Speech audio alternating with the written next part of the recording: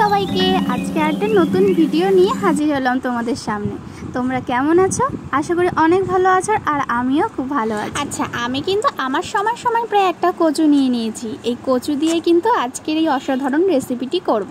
তো চলো পুরো ভিডিওটা স্কিপ না করে দেখতে থাকো। প্রথমে আমি কচুটাকে কেটে নেব।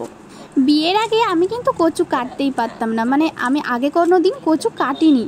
তো মাই কিন্তু কেটে রান্না করে খাওয়াতো। আমার কচুর যে কোনো রেসিপি খুব ভালো লাগতো। তো সেটার জন্যই আজকে জেঠি শাশুড়ি আমাকে বলে দিচ্ছিল যে কচুটা কিভাবে কাটতে হবে আর দেখিয়ে দিচ্ছিল কেটে। তো আমিও দেখে শিখে নিলাম, তারপরে আমিও কেটে নিলাম। দেখো, প্রথমে কিন্তু কচুর ডগাগুলো আমি ধুয়ে নিচ্ছি আর তারপরে কিন্তু এটা পিস পিস করে কাটা হচ্ছে। প্রথমে কিন্তু ধুয়ে না নিলে অনেক নোংরা থাকে, আর পরে কাটার পরে যদি ধুতে যাও তাহলে কিন্তু হাত চুলকানোর ভয় থাকে।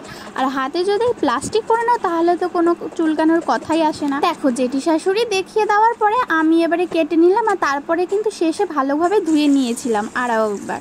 এবারে এটা আমি সেদ্ধ বসাতে দেব। তো আমি একটা ডেচকিতে পরিমাণ মতন জল আর তার ভেতরে নুন আর হলুদ দিয়ে সেদ্ধ করতে বসিয়ে দিয়েছি, আর এদিকে ছোলাটাতেও জল দিয়ে ভিজিয়ে রেখে দিলাম। দেখো, কচুর ডগাগুলো কিন্তু আমার সেদ্ধ হয়ে গেছে। এবারে কিন্তু এর থেকে জলটা ঝরিয়ে রাখবো। একটা ঝুড়ি নিয়ে নিয়েছি, এবারে ঝুড়িতে একটা ছাঁকনির সাহায্যে তুলে রেখে দিলাম। এদিকে কচু থেকে জলটা ঝরতে থাকুক আর আমি ওদিকে রান্নাটা চলো চাপিয়ে দিই। প্রথমেই কড়াইটা বসিয়ে দিয়েছি, তারপরে কিন্তু ফোড়ন দেব। তার জন্য আগে সর্ষের তেল দিয়ে দিলাম পরিমাণ মতো। তেলটা গরম হয়ে আসলে দিয়ে দেবো শুকনো লঙ্কা কয়েকটা আর তার ভেতরে কালো জিরে আর তেজপাতা। ফোড়নটা থেকে যখন ভাজা ভাজা গন্ধ চলে আসবে তখন এর মধ্যে দিয়ে দিতে হবে রসুন বাটা আর লঙ্কা বাটা। লঙ্কা বাটা কিন্তু পরিমাণে একটু বেশি দিতে হবে, না হলে কিন্তু কচুর ডগা থেকে গলা চুলকোতে পারে। তাছাড়া কিন্তু তোমরা এর ভেতরে একটু তেঁতুলও দিতে পারো। তেঁতুল দিলে তাহলে কোনো কচুর থেকে কিন্তু গলা চুলকায় না। দেখো, এবারে এটা ভালোভাবে ভাজবো যতক্ষণ না কাঁচা গন্ধটা চলে যাচ্ছে মশলার থেকে। তারপরে পরিমাণ মতন লবণ আর হলুদ দিয়ে দেবো। হলুদটা দেবো একটু বেশি দেবো যাতে কালারটা ভালো আসে। তোমরা চাইলে কিন্তু লঙ্কার গুঁড়িও দিতে পারো, আমি এক্ষেত্রে কিন্তু লঙ্কার গুঁড়িটা ব্যবহার করিনি।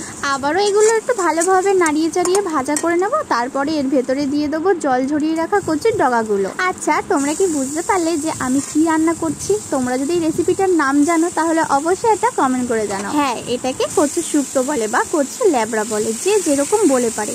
আর আমি যতদূর জানি এই রেসিপিটা মানে পুরো বাঙালির কাছে একটা জনপ্রিয় ঐতিহ্যবাহী খাবার। দেখো, এবারে খুন্তির সাহায্যে আমি এগুলো সব একসাথে মিশিয়ে নিচ্ছি আর ভালোভাবে এগুলো কিন্তু ম্যাশ করতে হবে।